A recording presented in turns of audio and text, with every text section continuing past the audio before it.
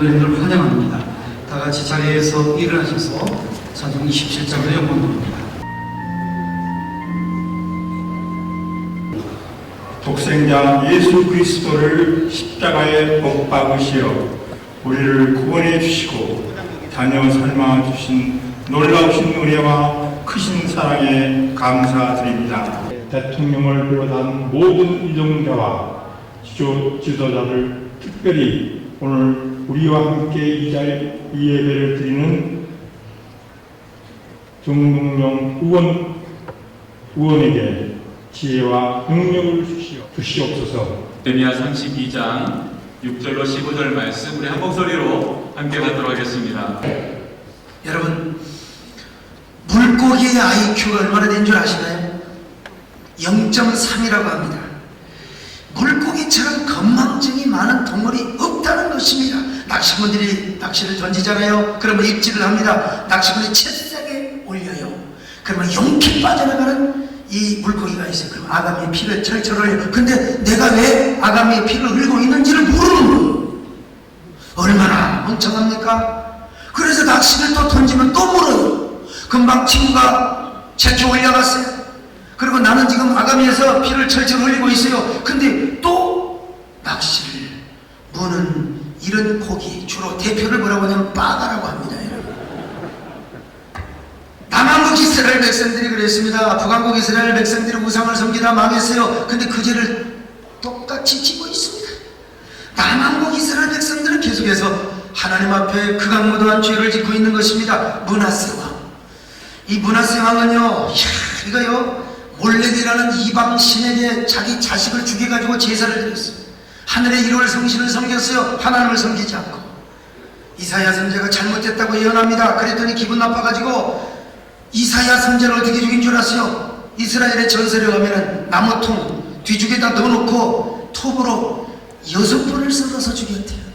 이 잔인한 왕 같은 이라고 말이죠.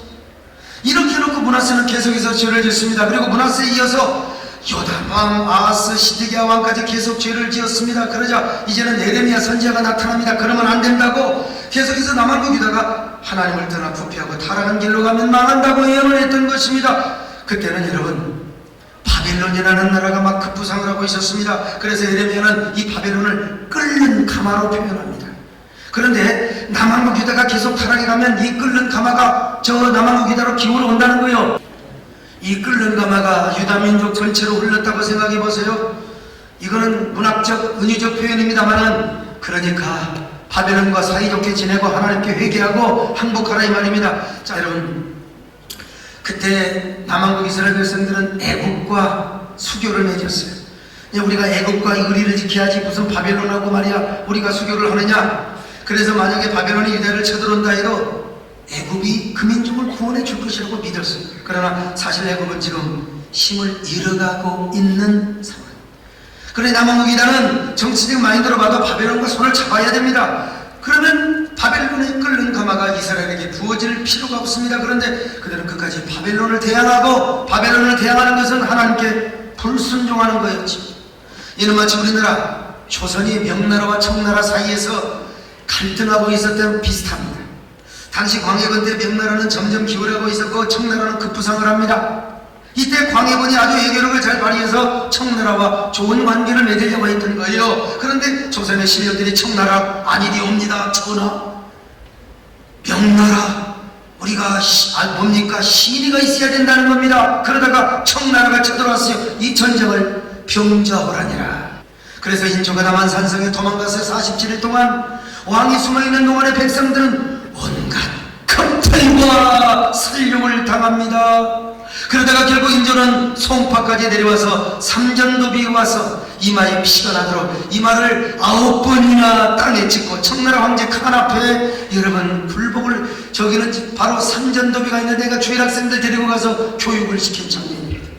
여러분, 김훈씨가 쓴 남한산성이라는 소설을 읽어보셨나요?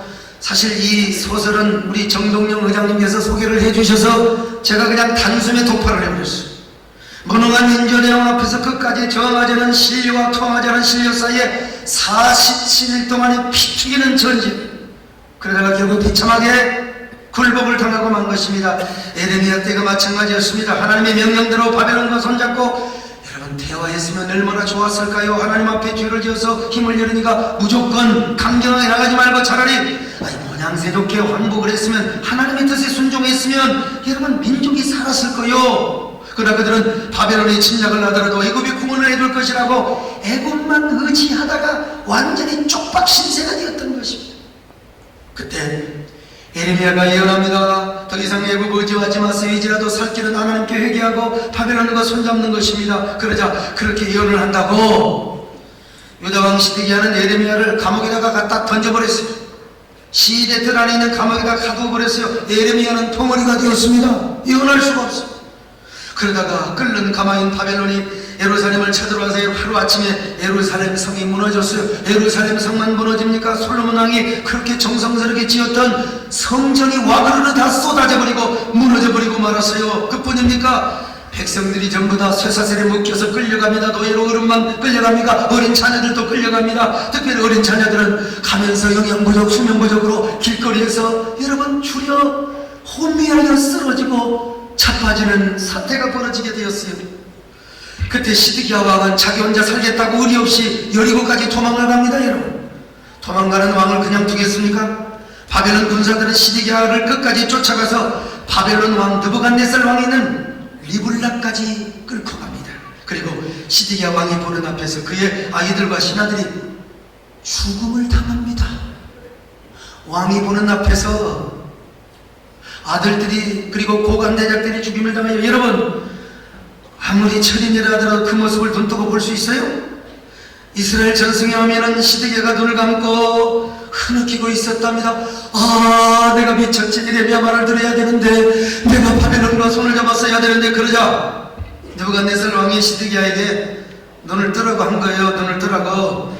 아들들과 신하들이 죽는 모습을 눈으로 보라는 겁니다. 눈 뜨고 당할 수밖에 없는 패배자의 수치와 모욕이 아니겠습니까? 그래도 눈을 감고 있었어요. 그러자 느부갓네살이 다시 말합니다. 눈 떠. 눈 뜨란 말이야. 자, 그러니까 느부갓네살 왕이 그래도 눈을 안 뜨니까, 시드기야가 그래도 눈을 안 뜨니까 느부갓네살 왕이 직접 청을 가지고 가서 이 유다왕 시드기야 왕의 두 눈을 뽑아버렸어요. 일국의 대왕이 두 눈을 뽑힌 채 피를 철철 흘리며 바벨론의 수도로 끌려갑니다. 그리고 그 뒤에 백성들이 쇠사슬에 묶여서 노예로 끌려가고 있다. 이 말이 얼마나 비참한 상황입니까 여러분. 그러니까 여러분 전쟁은 안 일어나는 게 좋습니다. 여러분 참전용사 왜 초청합니까? 보훈하는 마음도 있어요. 그러나 그 수치와 모욕, 수치를 기억하면서 이 한반도 땅에 전쟁이 일어나지 말자. 제가 평양 가니까 사람들이 물어봐요. 그곳에서 간부들이 소목사님 그 무엇 때문에 그런 짓을 하십니까? 우리가 살기 위해서 전쟁하지 말자고 우리의 역사의 아픔을 우리는 잊지 말아야 된다고 이야기한 적이 있습니다. 그런 의미에서 여러분 남북 대화는 이루어져야 됩니다. 소통이 돼야 됩니다. 그러나 나는 북을 향해서도 말하고 싶어요. 우리 정부도 대화를 해야 되지만 왜 자꾸 미사일만 쏘는지 모르겠어요. 그거 한두 방 있는 거 다 압니다. 그러니까 너무 그 돈 들여서 쏠 필요가 없어요. 그렇게 자꾸 쏘니까 세상에 또 이쪽에서는 여러분 우리 대한민국은 또 사드 배치하자고 하는 거 아닙니까 여러분. 저는 평양에 가서도 그런 얘기를 했습니다. 심양에서 북경에서 만날 때도 그만 좀 쏘라고. 저는 그렇게 할 자격이 있는 사람입니다 여러분.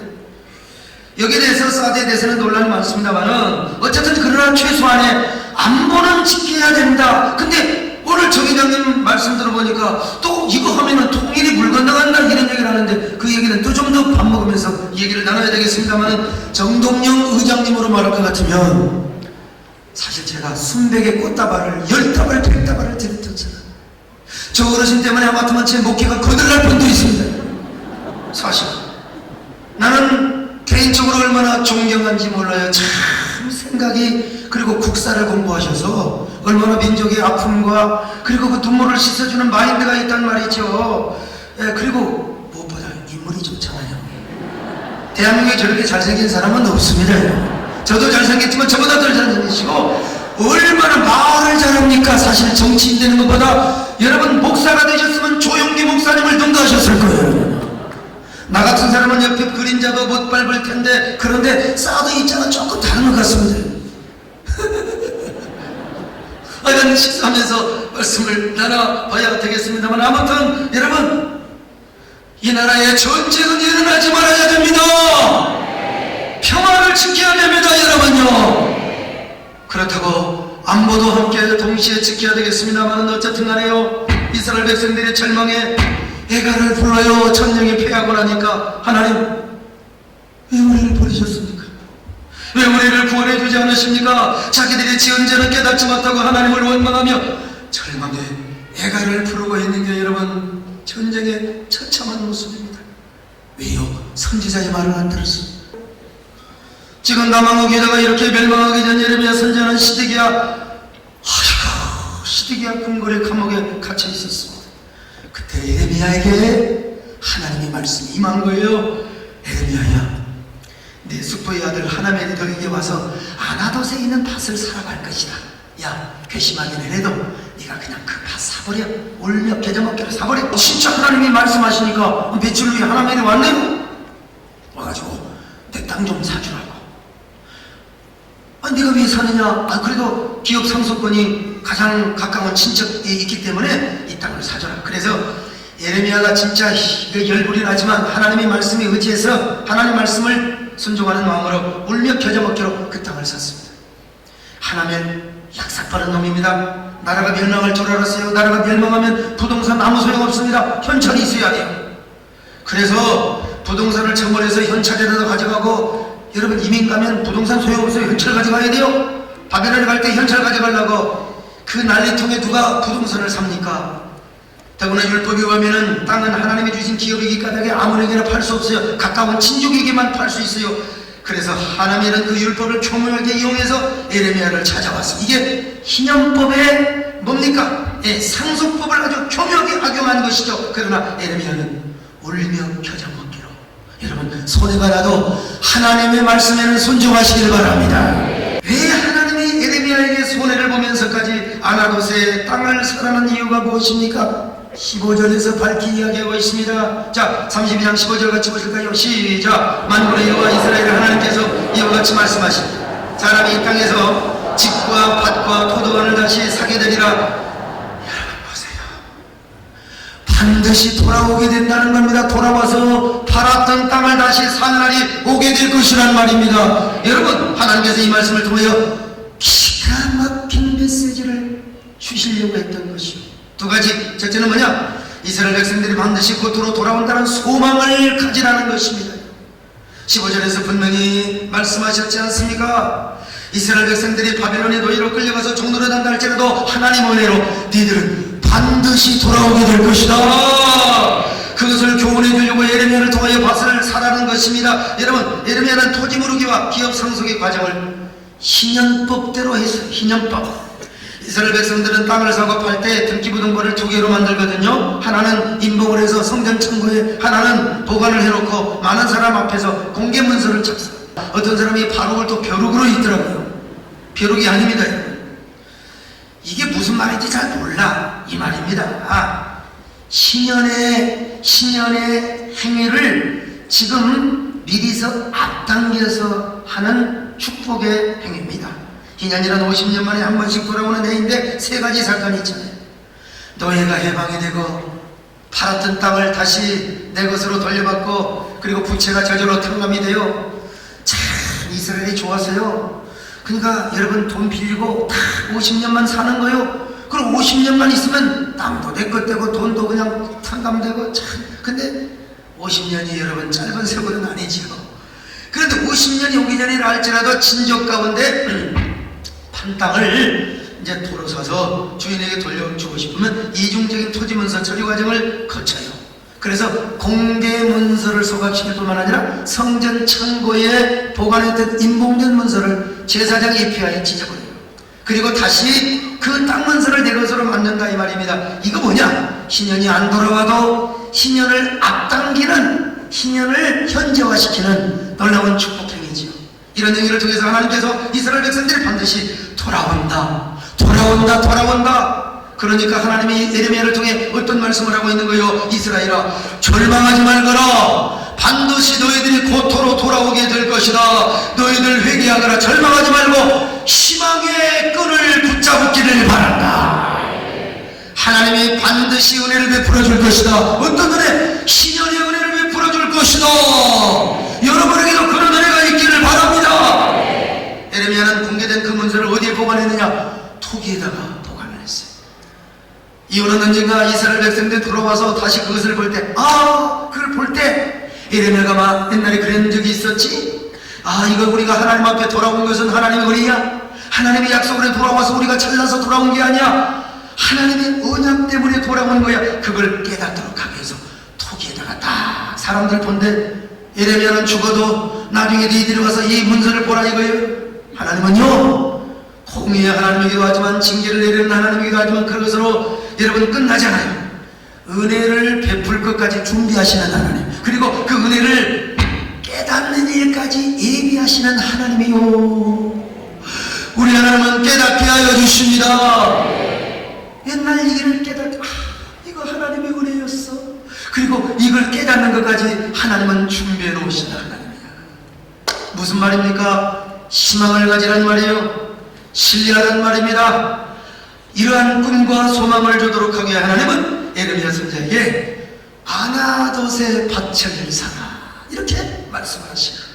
자, 그러면 오늘 우리에게 아나돗의 땅을 사라는 말이 무슨 말입니까? 부동산 투기하는 말입니까? 천만의 말씀이요. 아무리 우리가 살기 힘들고 절망과 낭망으로 가는 상황이라 할지라도 여러분 절망하지 말라는 겁니다. 할렐루야. 실망하지 말라는 거예요. 아무리 우리의 삶이 절망의 나락으로 떨어진다 할지라도 그래도 소망의 끈을 놓지 말라는 거예요. 흔들어라. 그럴수록 나는 희망의 끈을 붙잡는다. 아무리 절망한 나를 짓누르느냐, 나는 그래도 희망의 창가를 부를 것이다. 희망의 아리아가 울려 퍼지게 할 것이다. 여러분, 힘들지 않는 인생이 어디가 있겠습니까? 고단하시죠. 여기 소목사도 편할 날이 하나도 없습니다. 뭔 그렇게 주일날이 빨리 돌아오는지, 왜 이렇게 세상에 수요일날 철학에도 빨리 돌아오는지, 만나는 사람 많지요. 요즘 휴가철이기 때문에 그냥 만나지 않은 사람이 너무너무 많아요. 몸은 난리가 있고 참 고달프고 힘들어요. 그러나 아우성치지 마세요. 그래도 하나님을 붙잡으시기를 바랍니다. 희망의 나래를 타고 절망의 언덕을 여러분 올라가 버리시기를 바랍니다. 두 번째, 미래지향적인 신앙으로 걸어간 고통의 투자를 하라는 교훈을 주기 위해서 아나돗의 밭을 사라고 했던 거예요. 여러분, 아마 이스라엘 백성들의 약삭빠른 하나멜 제람 부동산을 접어나고 바벨론에 가서 땅 사고 집 사고 하려고 했던 사람 많았을 거예요. 근데 예레미야가 그 행위를 통해 하지 마라. 부질없는 짓이다. 예레미야가 어떤 무언의 설교를 하고 있는 것입니까? 여러분, 어떤 일이 있어도 이스라엘의 땅 팔지 마세요. 언젠가 여러분들은 그곳 바벨론을 떠나 다시 고토로 돌아옵니다. 바벨론에 투자하지 마시고 이곳에 투자하세요. 이 땅 두고 가세요.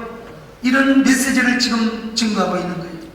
오늘 우리도 마찬가지입니다. 우리의 신앙도 미래지향적이 되어야 됩니다. 여러분, 너무 현실주의자가 되면 안 됩니다. 지금 너무 여호의 프로맨드 투마우스, 그날 벌어 그날 먹고 내일이 없는 사람들. 여러분, 희망을 가지시길 바랍니다. 아니, 신앙의 시금석 현실 중심적이냐? 그러면 스칸디 스타일로 살아가는 거예요. 그냥 오늘 좋으면 되는 거예요. 희망이 없어. 내일이 없어. 그래서 오늘 진정한 신앙인은 미래지향적인 신앙인이 되어야 돼요. 그래서 그 미래지향적인 신앙의 그 증거가 무엇이냐? 바로 천국을 얼마나 바라보느냐. 그러니까 미래지향적인 신앙 중에 신앙이 바로 천국지향적인 신앙생활을 해야 된다는 거예요. 왜? 우리의 돌아가야 할 고토가 저 천국이기 때문에 그렇습니다. 여러분, 과거는 여러분 뭡니까? 타이거 스타일 서바이벌한 인생을 살았어요. 은혜도 죽기 살기로 받아. 우리가 교회 생활도 죽기 살기로 했어요. 천국을 바라보며 내일 일은 난 몰래. 근데 요즘은 그렇지 그렇지가 않아요. 뭐 잘하면 천국 가는 것이고 뭐 죽으면 끝나는 것이고 이게 무슨 신앙의 힘이 있겠습니까? 여러분, 영원한 고토인 천국에 투자해야 돼요. 여러분의 삶을 천국에 투자하시기를 바랍니다. 물질도 투자하시기를 바랍니다. 보물을 하늘에 쌓아두라고 하니 누구를 위해서 하더냐면 하나님을 위해서도 말고 여기 교회를 위해서도 말고 소목사를 위해서도 말고 바로 너희를 위하여, 오직 너희를 위하여. 거기는 종과 동록이 없다는 것입니다. 종과 동록이 없다는 거예요. 여러분, 이 땅은 종과 동록이 있습니다. 은행에 놓아도 저축은행 사건이 있었지요. 그러니까 결국은 뭐합니까? 아무리 이 땅에 쌓아둬도 여러분 죽으면 끝나는 거예요. 땅에다만 보험 들지 말고 여러분 천국에다가 보험 좀 둘라 이 말이요. 예수님은 땅에다 보험 들지 말고 천국에다가 안전하게 보험 들라 이 말이요. 천국 보험만이 절대로 안전하다는 거죠. 근데 여러분, 이 땅에서도 보험 안 들려고 한다니까요. 아이고, 보험 들려고 하면 아이 지금도 그러는데 무슨 보험 들어놓으니까요. 아이고, 어려운데 우리 남세 장로님이 그만 보험 들어놓으니까 여러분 헌금도 있지만 옛날에 자유당 시대, 대한뉴스 시대에 영상 쓰다가 요즘 다 그냥 HD급으로 쓰니까 얼마나 좋아요. 나 요즘 여러분 이미지 관리 얼마나 잘하는 줄 아십니까? 점도 다 나오고 점도 다 나오고. 그래서 여러분 화장은 내가 할 수는 없고 그래도 다 올 때마다 다시 보는 거야. 보험 들어놓으니까 여러분 좋더라니까. 근데 여러분 천국 보험 들어놔봐요. 암보험 들어놓으니까 얼마나 좋아요. 천국 보험 들어놔봐요. 근데 천국 보험은 계약서도 없네요. 참, 세상 보험은 계약서나 보험증서나 돼 있지 천국 보험은 없네. 그런데 믿음 없는 사람은 천국에다가 보험 안 들려고 그래요. 그러나 여러분, 여러분이 마음으로 받은 그 언약서가 천국의 보험 계약서임을 믿습니다. 천국의 보험 드는 것은 물질적인 축복뿐만 아니라 하나님과의 관계, 마음이 하나님 앞에 있다는 것입니다. 신앙의 성수까지 언급하고 있어요. 그러므로 오늘날 우리 눈에는 보이지 않고 전혀 희망과 가치가 없는 것처럼 보이지만 여러분, 하나님의 이름을 위해서, 하나님의 영광을 위해서 힘고 뿌리시기를 바랍니다. 오늘 본문 말씀에 베레다임을 한다면 뭐냐? 아나돗의 밭을 사는 거예요. 예레미야, 세상적으로 볼 때는 미친 짓이죠. 나라가 지금 망해가는데 무슨 아나돗의 땅을 사? 그러나 하나님의 명령입니다. 세상 사람들이 볼 때 여러분 미친 짓, 아이고 놀러 가야지. 조금 뭐 빠진 사람도 있지만요, 이 휴가 피크 때 놀러 가야죠, 세상적으로. 근데 여러분, 놀러 가봤자요, 갈 때는 신나게 하는데 올 때 부부싸움하고 옵니다. 여러분, 내가 경험해봤거든요. 우리가 주일날은 교회에서, 할렐루야, 주일날은 교회에서, 자, 여러분, 어려울수록 이스라엘 백성들이 소망을 가지고 희망의 끈을 놓지 만 것처럼 어려울수록 희망을 가지고 하나님을 찾으시기를 바랍니다. 희망의 끈을 붙잡고 교회로 오시기를 바랍니다. 그리고 미래를 향하여 심으시기를 바랍니다. 이런 시를 하십니까? 삶의 그대를 속일지라도 슬퍼하거나 노하지 말라. 나는 여러분 초등학교 다닐 때 이발소에서 외워버렸어요. 이거 이발소에서.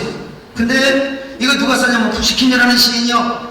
이 시는 러시아의 데모노 푸시킨의 시입니다. 그는 4번의 구애 끝에 세상에 18살의 아리따운 곤차로바와 결혼을 합니다. 이 곤차로바가 얼마나 이쁜지 쳐보세요. 그냥 손잡으면 쓰러질 것 같아요. 남진생 안 이뻐요. 이쁘지. 그러나 행복도 잠시. 곤차로바는 바람기가 너무나 많았어요. 예, 그래 많은 남자를 거느며 사교계에서 유명했고 급기야는 황제와 연루가 됩니다. 황제가 그냥 흑원날 불러요. 하고 막 7시간 있다가, 그러니까 증거는 없지만 황제하고 잠을 잤다는 거예요. 그리고 형부에게까지 불륜의 관계를 맺지.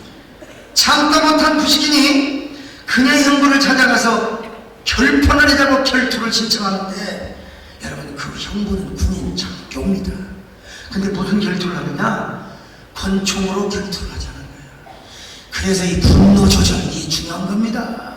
아무리 시를 잘 쓰고 소설을 잘 써도 분노 조절을 못하면, 요즘은 분노 조절을 못하니까 여러분 저 유럽에서는 막 공포의 주말이 밤이 되는 거예요.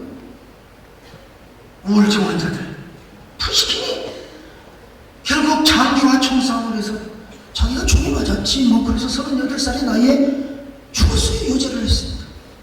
푸시킨이 병상에 누워 떨리는 손으로 한 글자 한 글자 마지막 한 편의 시를 남깁니다. 그 시가 바로 삶이 그대를 속일지라도 슬퍼하거나도 하지 말라 라고 하는 시였어요. 푸시킨은 자기가 자신의 운명을 선택한 거예요. 요절을 선택한 것입니다. 그는 영원한 미래를 투자하지 못하고 분노 조절하지 못해서 스스로 요절을 선택하는 겁니다. 그래서 그는 죽음의 끝에서 거친 숨을 몰아내쉬며 그의 시의 마지막 편을 이렇게 장식을 합니다. 슬픔의 날을 참고 견디면 즐거운 날이 오고야 말리니. 이걸 진즉 좀 알았으면 얼마나 좋았어. 총 맞아서 이제 그냥 그 숨을 끄덕끄덕 하면서. 그렇습니다. 여러분, 푸시킨이 더 오래 살았더라면 얼마나 불의의 병작을 남겼을 텐데 그 역시 인생 하나둘세 땅을 사지 못했기 때문에 그런 것입니다. 보다 길고 영원한 것에 투자를 하지 못했던 것입니다. 여러분, 깜짝 놀랐습니다. 제가 몇 년 전에 에덴교회, 세에덴교회 자주 왔습니다만 그때보다 10배는 커진 것 같아요. 그리고 목사님 설교를 들으면서 당대 대한민국의 최고의 목사님이구나 라고 생각합니다. 동의하십니까?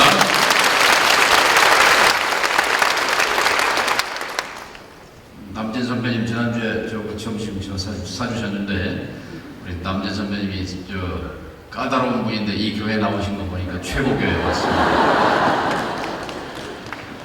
제가 이번에 선거에서 떨어질 뻔하다가 목사님들 덕분에 됐습니다. 제 선거구에 150명 목사님들이 지지 선언을 해주시고 저는 주일날 7번씩 예배 받습니다. 새벽 예배, 9시 예배, 11시 예배, 1시 예배, 3시 저녁 예배까지. 그러면서 하나님이 손을 잡아주셔서 엎어진 정동영이를 세워주셨다 이렇게 생각합니다. 하나님의 소명이 어디 있는가 라고 생각하면서 지구상에서 유일하게 분단되고 갈등하고 적대하는 똑같이 피를 나눈 우리 형제가 어느 날 함께 한자리에 앉아서 같은 식당에서 밥 먹을 수 있고 같이 대화 나눌 수 있는 그런 날이 우리 생전에 와야 될 거 아니겠습니까? 그래서 저는 이 세된 교회가 또 우리 소강석 목사님께서 통일 소명의 전진 기지가 되는 교회가 됐으면 목사님이 되셨으면 좋겠습니다. 성령의 일하게 교통하신 머리가 이제로부터 영원까지 함께 계시를 지어다. 아멘.